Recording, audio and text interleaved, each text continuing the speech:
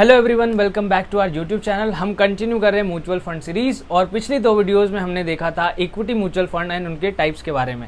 So continuing with that, इस video में हम बात करेंगे इन दोनों टाइप्स के बारे में कि multi cap funds and flexi cap funds होते क्या हैं, किस तरह की ये स्कीम्स हैं, एज वेल एज इनके बीच में क्या क्या सिमिलैरिटीज हैं और इनके कंपैरिजन भी करेंगे और कौन कौन से इन्वेस्टर्स को ये जो स्कीम है वो सूट करेगा। So everything we will learn in this video about the multi cap fund and flexi cap fund. So make sure to watch full video. So video start करने से पहले अगर आप चैनल पर नए हो तो please make sure to subscribe this channel. It will motivate me to bring such more content. So now let's learn both the types. Flexi cap fund flexibility देता है फंड मैनेजर को to invest across market capitalisation like mid cap, small cap and large cap.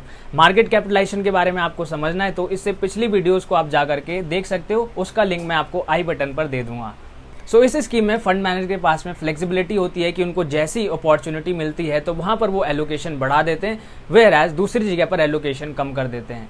On the other hand multi cap fund में भी fund managers को across the capitalisation investment किया जाता है, but the thing is multi cap fund में predefined weight है, that is 25% in each capitalisation like large cap, mid cap और small cap. तो यहाँ पर फंड मैनेजर्स के पास में फ्लेक्सिबिलिटी कम होती है to gain from the opportunities, क्योंकि यहाँ पर प्री डिफाइंड वेट है जिसको मेंटेन करना ही करना है।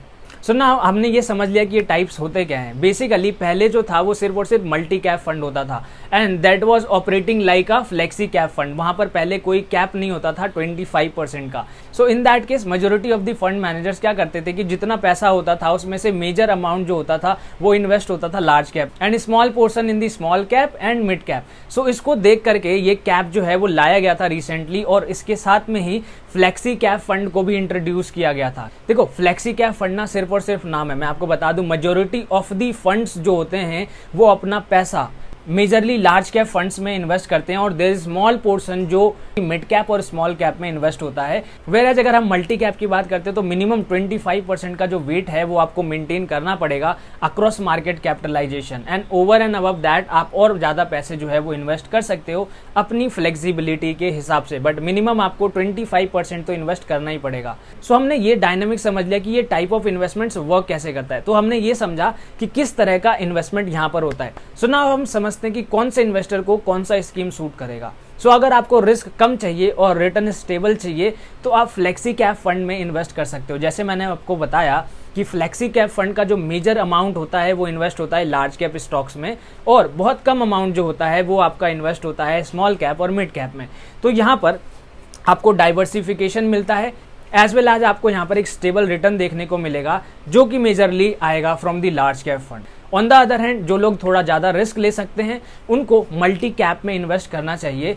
इन रिटर्न उनको अच्छा रिवॉर्ड मिलेगा क्योंकि मिनिमम 50% जो है वो स्मॉल कैप और मीडियम कैप में इन्वेस्टेड है, तो यहाँ पर जनरली हायर रिटर्न पोटेंशियल होता है than the large cap funds, but यहाँ पर थोड़ा रिस्क भी ज्यादा होता है क्योंकि small cap, medium cap relatively ज्यादा वोलेटाइल होते हैं than the large cap funds. So इसीलिए अगर आप रिस्क ले सकते हो एज वेल एज आपकी रिटर्न की एक्सपेक्टेशन अच्छी है तो आप मल्टी कैप में इन्वेस्ट कर सकते हो। But keep in mind equity investment हम तभी करते हैं जब हम लॉन्ग टर्म के लिए सोचते हैं। लॉन्ग टर्म का मतलब होता है 5 years और मोर एटलीस्ट। वेयर एज अगर आपको स्टेबल रिटर्न चाहिए, ज्यादा रिस्क नहीं लेना है, बट आप इक्विटी में इन्वेस्टमेंट करना चाहते हो और इस स्कीम में डाइवर्सिफिकेशन का फायदा उठाना चाहते हो, then you can invest in the flexi cap fund.